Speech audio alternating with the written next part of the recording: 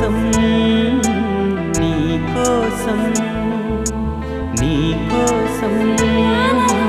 నీ కోసం ఎప్పుడూ లేని ఆలోచనలు ఇప్పుడే కలిగెను ఎందుకు నాలో నీ కోసం నీ కోసం ఈ లోకమిలా ఏదో కలలా నాకంతా కొత్తగా వింతగా కనిపిస్తూ